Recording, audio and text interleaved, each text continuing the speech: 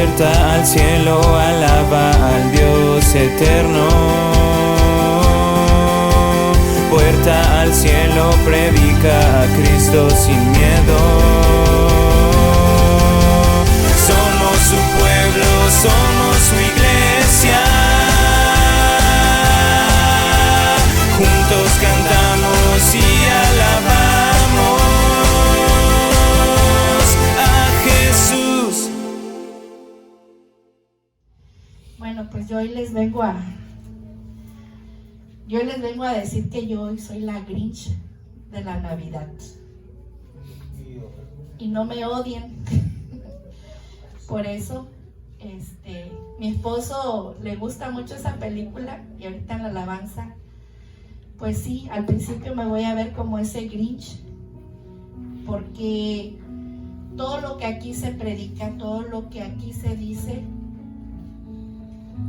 buscamos que sea guía del Espíritu Santo, buscamos que tenga un sustento en la palabra de Dios. Y bueno, si bien es cierto, como lo decía la hermana Nayeli, la Navidad es una época que se celebra en esta temporada de diciembre y hay incertidumbre entre la misma comunidad cristiana si se debe o no se debe celebrar la Navidad. Yo creo que muchos hemos sido confrontados en esta parte, yo soy la primera de ellas, pero bueno, hoy la palabra va a dar el balance del por qué debemos o por qué no debemos celebrar la Navidad. ¿En qué aspecto como hijos de Dios podríamos errar en una festividad? Se nos ha predicado que la Navidad tiene un propósito, ¿verdad? Entonces hoy vamos a la luz de la palabra a conocer cuál es ese propósito. Y sí es cierto, la Navidad es la celebración del nacimiento de Jesús. Es una fiesta de cumpleaños, considerada como época de amor, paz y regocijo, de regalos. Nosotros, los que creemos, los hijos de Dios, muy a menudo se nos pregunta si celebramos o no celebramos la Navidad. Y como tal, muchos ven la Navidad como un negocio, una fiesta pagana, y muchos dirían que no lo hacen porque simplemente en su congregación no se los permiten, o que en realidad no sabemos ni siquiera si debemos o no debemos. Y de verdad yo soy una de las primeras en hacerme esa pregunta, y hoy el Señor nos va a dar la respuesta a la luz de su palabra. Hay fundamentos sólidos y bíblicos. Esta palabra, esta prédica y todo lo que se dice aquí en esta iglesia tiene que estar sustentada con la palabra de Dios. El libro Segunda de Pedro fue escrito, fíjense, en el año 64 después de Cristo. Y fue escrito cuando Pedro, el apóstol Pedro, fue martirizado por el rey Nerón. Y la escribió en los días finales de su vida, cuando él ya estaba a punto de morir. Y él dijo que surgirían falsos maestros en la iglesia. Y habla de una palabra que se llama herejías destructoras, que viene a ser la destrucción de la iglesia. Como tal, la palabra de Dios así lo dice. También el libro de Segunda de Timoteo 3 habla de la apostasía. Y el libro de Judas, no el Iscariote, sino Judas, el hermano de otro de los apóstoles, habla de las diferentes etapas de esa apostasía. Y Juan, el apóstol Juan, en Apocalipsis, habla de la apostasía en un nivel más elevado. Pero el apóstol Pedro, dice que la apostasía no vendría por imposición del gobierno. Y muchas veces nosotros le echamos la culpa al gobierno de lo que nos impone como sociedad hacer o no hacer. Pero él no dice que era por imposición del gobierno, sino por falsos maestros encubiertos, y esto no es visible al ojo humano. Es decir, que son con apariencia de verdad, pero falsos. Eso es lo que significa. Entonces, hoy yo te vengo a hablar de 3 razones para no celebrar la Navidad. No se vayan a espantar, ahorita vamos a ver por qué. Navidad significa el nacimiento de Jesús. Entonces, la primera razón para no celebrar la Navidad es bíblica. ¿Por qué? Porque siempre todo lo que hagamos o digamos, como ya se los había dicho, debe estar basado en lo que dicen las Escrituras. Porque entonces, si no es así, sería una herejía o una falsa enseñanza. ¿Estamos de acuerdo? ¿Por qué? Porque esto no viene de Dios. Y el objetivo principal de una herejía es la destrucción de la iglesia. Efesios 2:20 dice así: edificados sobre el fundamento de los apóstoles y profetas, siendo la principal piedra del ángulo Jesucristo mismo. Siempre todo lo que se predique debe de estar fundamentado en lo que predicaron los apóstoles y los profetas, pero siendo la principal piedra, o sea, la base de toda predicación de ángulo es Jesucristo mismo. Entonces, si en una predicación no se habla o no se dice que está sustentado con la Biblia, entonces es apostasía. Eso es lo que nos está diciendo esta palabra. Entonces, Mateo y Lucas, que son las citas que dieron mis hermanos en las alabanzas, son los únicos que mencionan acerca del nacimiento de Jesús. Y la razón por la cual ellos lo mencionan es porque ellos estaban haciendo constar que se estaba cumpliendo una profecía que había sido escrita 700 años antes de que Jesús naciera.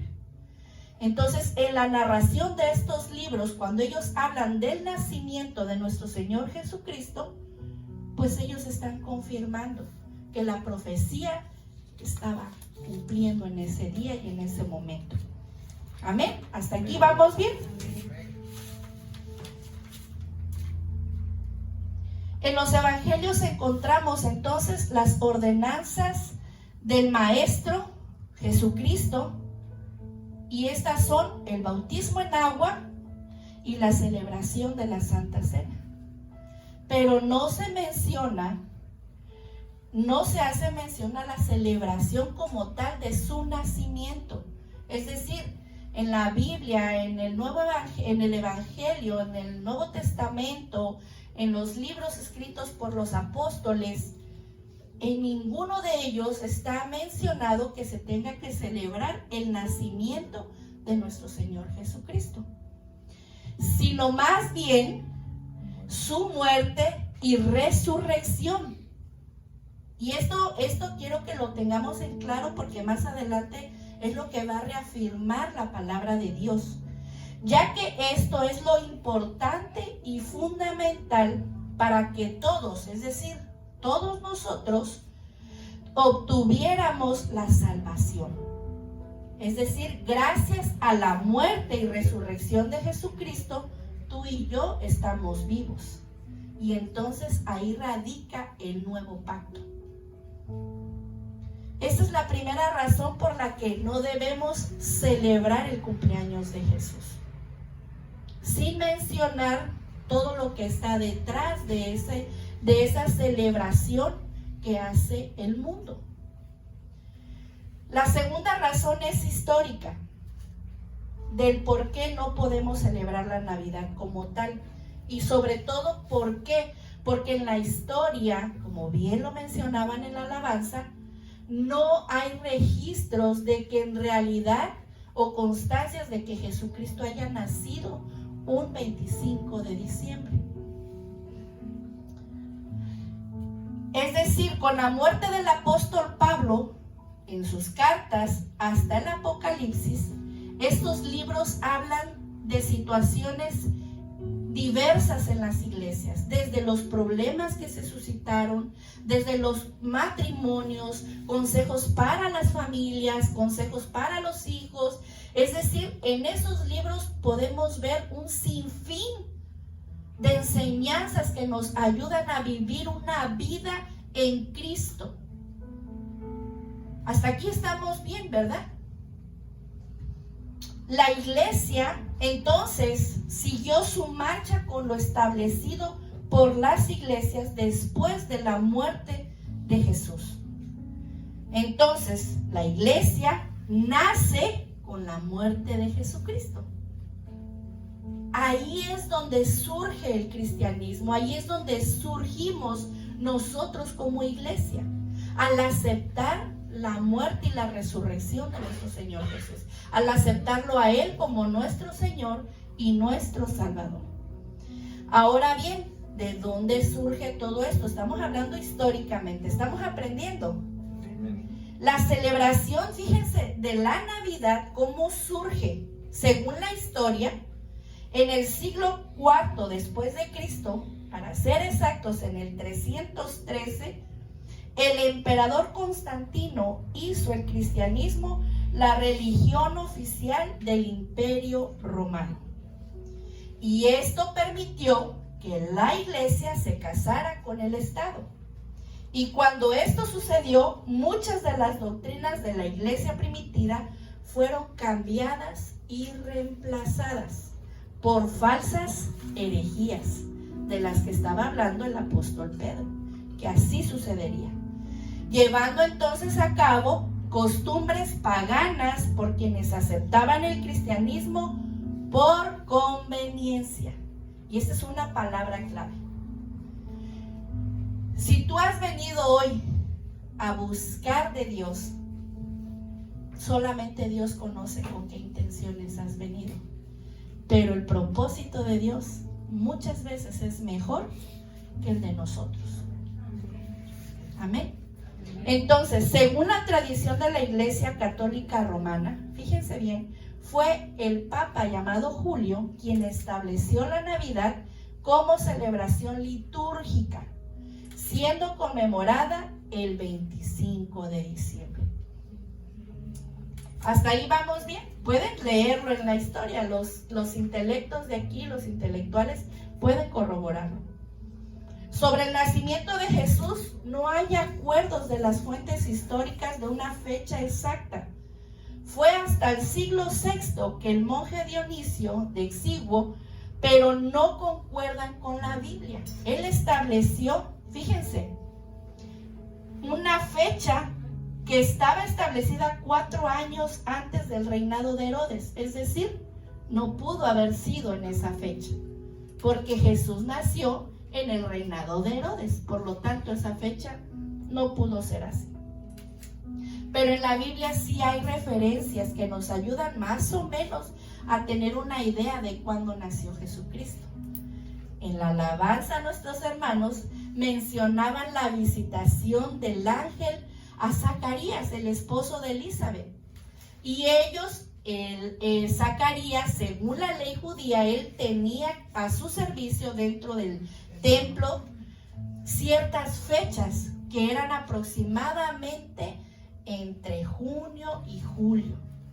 Y dice que cuando el ángel visitó a María, y ahí fue cuando quedó embarazada Elizabeth, y cuando el ángel visita a María, le dice: tu prima Elizabeth 6 meses de embarazo tiene.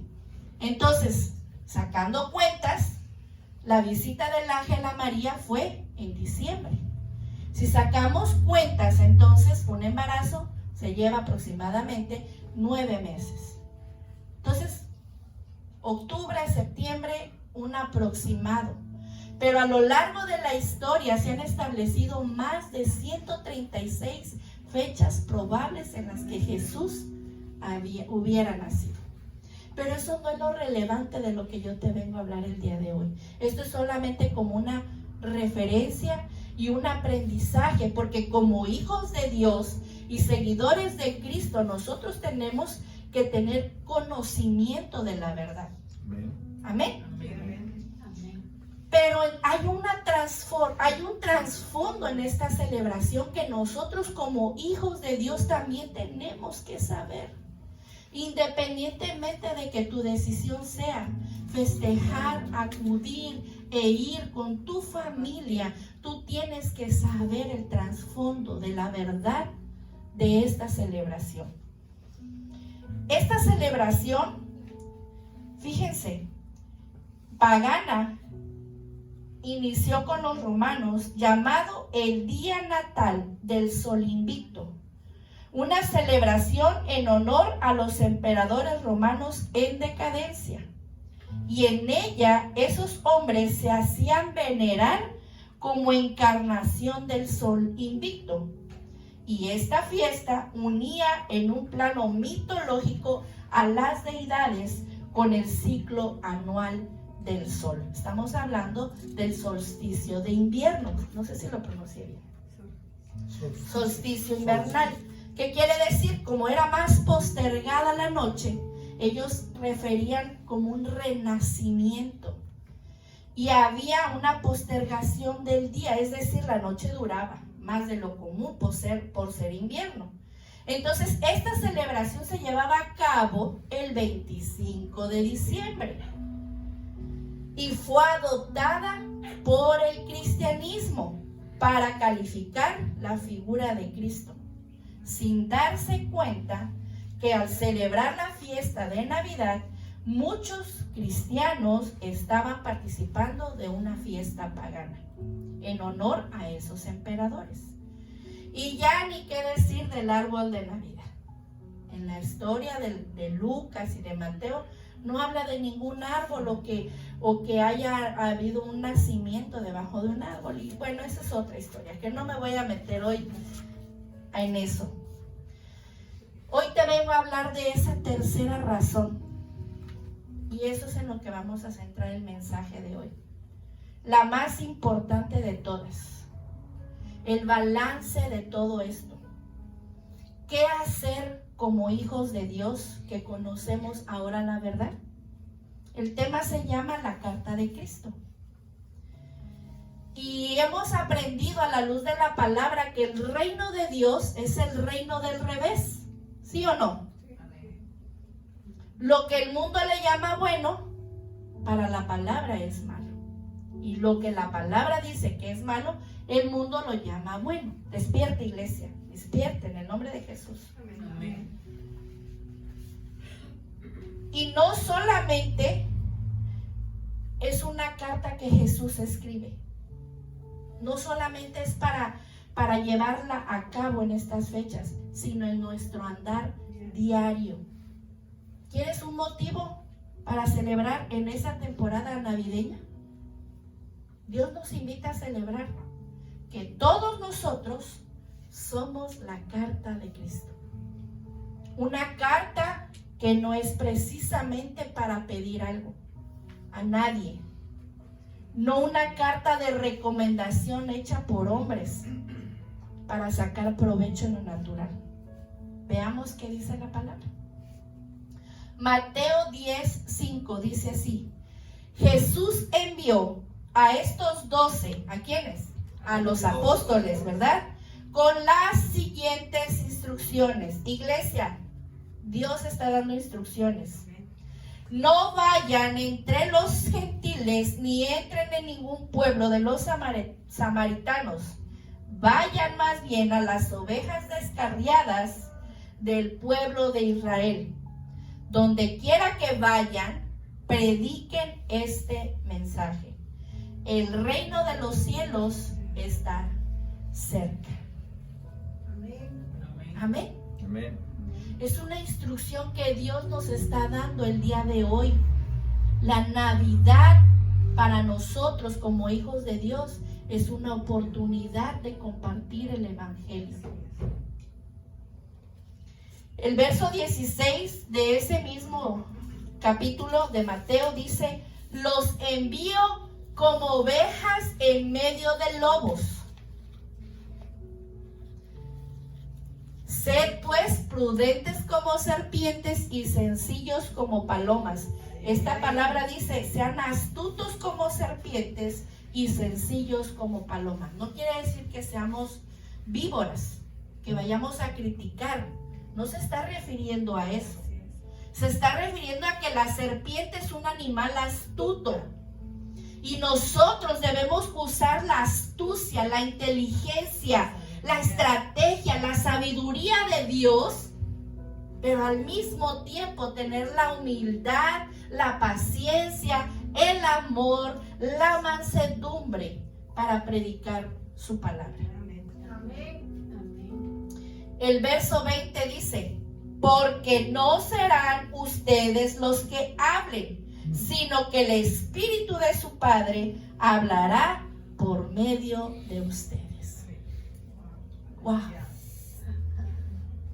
Es el Espíritu de Dios el que habla, iglesia. Es el Espíritu de Dios el que convence. Es el Espíritu de Dios el que guía. Sin su ayuda, nosotros no somos nada. Nosotros somos esos soldados encubiertos. La Navidad es una oportunidad para hacer cartas abiertas a la humanidad, a nuestra familia principalmente. Jesús no estaba interesado en que se celebrara o se festejara su nacimiento. ¿Saben por qué? Porque en las fiestas paganas acostumbran a ir y besar a un bebé. Jesús no es un bebé. Jesús no está en el pesebre. Jesús es Dios. Jesús murió, resucitó y Él está sentado a la derecha del Padre. Y Él resplandece en gloria y en poder. Amén. Él quiere que festejemos no su nacimiento, sino su muerte y su resurrección. Porque hoy, gracias a eso, tú y yo estamos vivos. Y podemos gozar del nuevo pacto de Dios. Ese es el ministerio triunfante. Ese es la celebración que nosotros tenemos que llevar a cabo día a día. Ese ministerio que triunfa, ese ministerio al que fuimos enviados, en el que Dios nos da ese poder y esa autoridad para predicar su palabra. Segunda de Corintios 2, 14 al 17 dice así: así que gracias a Dios, quien nos ha hecho sus cautivos y siempre nos lleva en triunfo en el desfile victorioso de Cristo.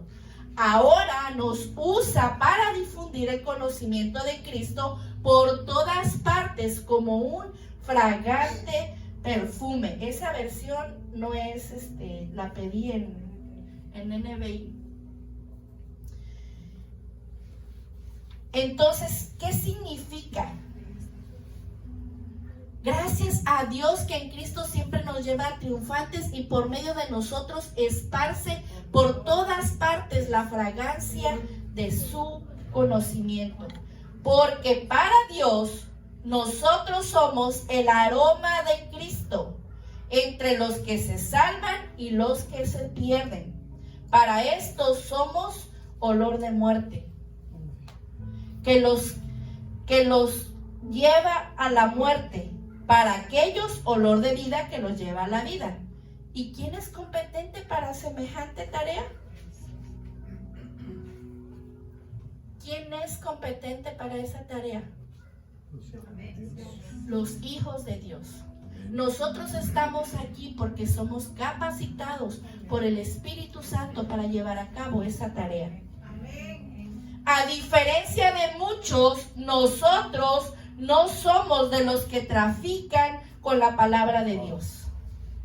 Más bien, hablamos con sinceridad delante de Él en Cristo, como enviados de Dios que somos. Es un cuadro dramático lo que está presentando aquí el apóstol Pablo.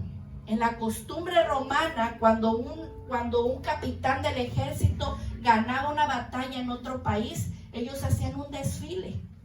Y el desfile iba encabezado por personas que quemaban incienso. Y era un incienso tremendo que cubría una nube a todo el desfile. Y en delante iban los que habían sido liberados.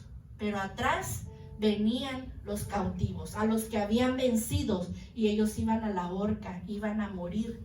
Por eso ese incienso que que despedía para unos era aroma de vida y para otros era aroma de muerte. Nosotros que predicamos la palabra de Dios y que a los que reciben el evangelio es aroma agradable, pero aquellos que rechazan el evangelio hieden a muerte. Ellos lo perciben como un hedor debido a su propio pecado, porque ellos ya fueron juzgados por sí mismos por no haber aceptado la palabra.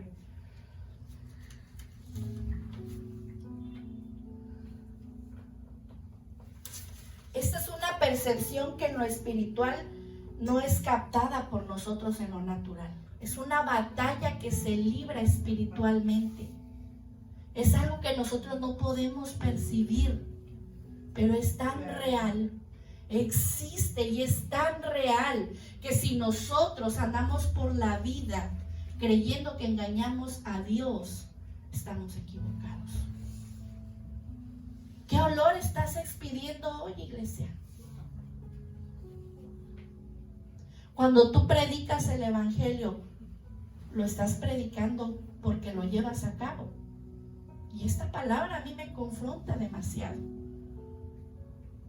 Porque como maestros de esta iglesia, nosotros tenemos un gran compromiso, una gran responsabilidad de llevar a cabo lo que predicamos.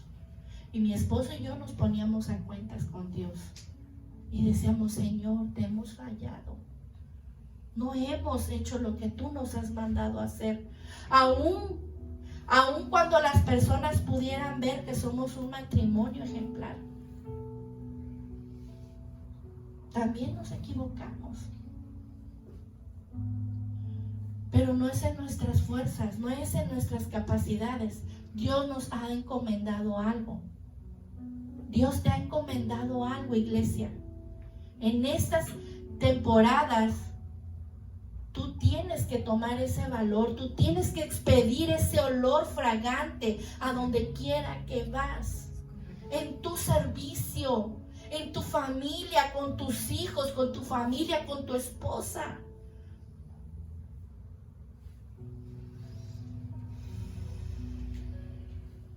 ¿Qué podríamos decir?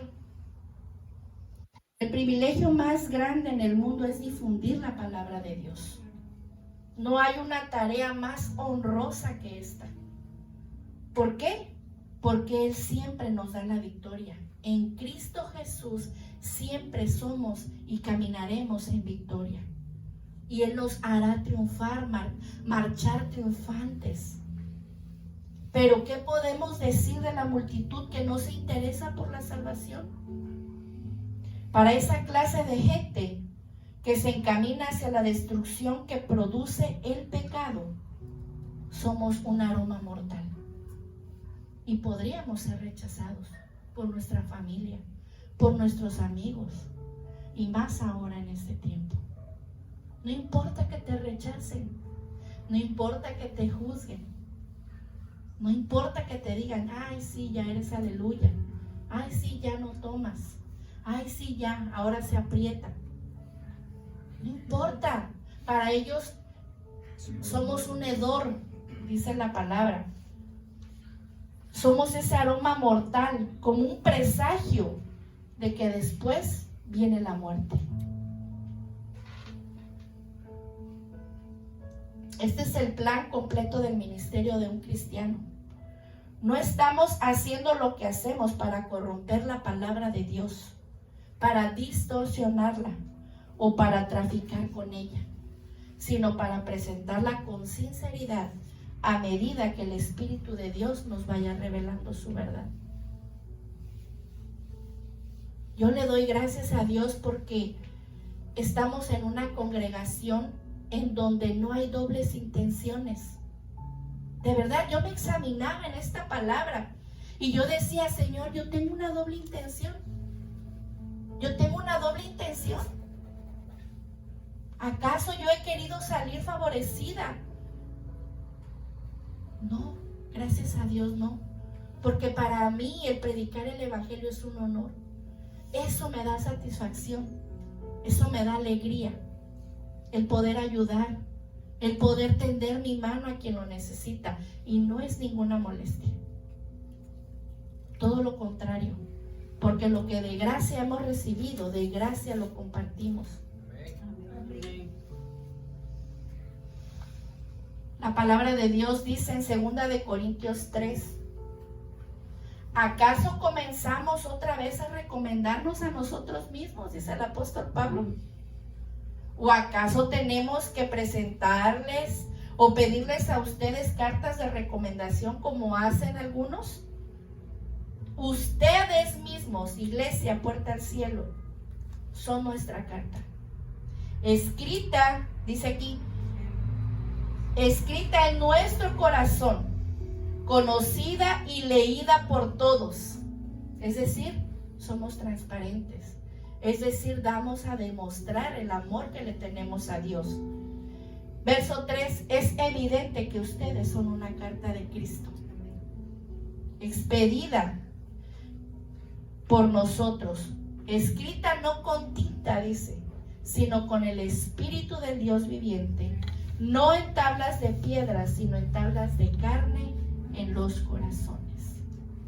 Eso somos tú y yo. Eso es lo que Jesús quiere, que nosotros en nuestro diario vivir seamos una carta de Cristo. Una carta que no es para pedir, una carta que está dispuesta a dar su vida entera por amor a Dios. Una carta que da testimonio de lo que Dios está haciendo en nuestras vidas. A eso se refería el apóstol Pablo. No necesitamos que baje Dios y nos dé una carta para recomendación y poderle caer como hacemos para pedir trabajos. Nosotros mismos, cómo hablamos, cómo vestimos, cómo practicamos, cómo comemos, cómo actuamos. Verso 4 dice, esta es la confianza que delante de Dios tenemos por medio de Cristo. No es que nos consideremos competentes en nosotros mismos. Nuestra capacidad viene de Dios. Por eso somos carta de Cristo. No es lo que yo digo, no es lo que yo pienso, no es lo que yo creo. Es lo que Dios dice, es lo que Dios quiere para tu vida, es el propósito de Dios para tu vida. Él nos ha capacitado para ser servidores de un nuevo pacto, no el de la letra, sino el del Espíritu, porque la letra mata, pero el Espíritu da vida. Amén. Cuando se refiere a esto es porque la ley nos daba a conocer que estábamos en pecado. Yo en un principio empecé hablando de ley, ¿se dieron cuenta? De lo que decía la letra. Y eso nos hace pecadores a todos, porque todos hemos participado. Pero cuando nosotros somos guiados por el Espíritu, cuando el Espíritu de Dios entra en nuestra vida, Él nos da libertad, dice la palabra. Pablo dijo, no necesito yo una recomendación de mi jefe, de Dios, de que soy su ministro o su siervo. No necesito esa carta. Y por el siguiente motivo, él dijo esto: la prueba de la eficacia de cualquier ministerio o servicio para Dios consiste en tener o no una recomendación de Dios. Pero Dios no está dando a nadie cartas de recomendación. Las evidencias de su respaldo son las cartas que están escritas en nuestro corazón, las cuales todos conocen y pueden leer en nuestro diario vivir. Ustedes mismos sois nuestra carta, dice, escrita en nuestro corazón. Y esto nos da mucha confianza, dice el apóstol Pablo. Amén. Sabemos que la Biblia es la palabra de Dios y siempre lo hemos creído de esa manera. ¿Todos creemos aquí que la Biblia es palabra de Dios? Amén. Todos entonces entendemos que es la carta de Cristo. Amén. Somos nosotros cuando damos testimonio de su poder a través de nuestra vida.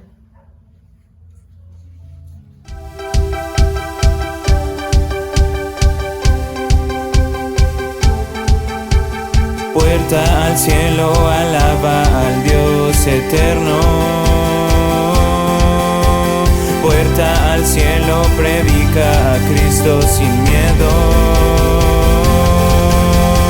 Somos su pueblo, somos su iglesia. Juntos cantamos y alabamos.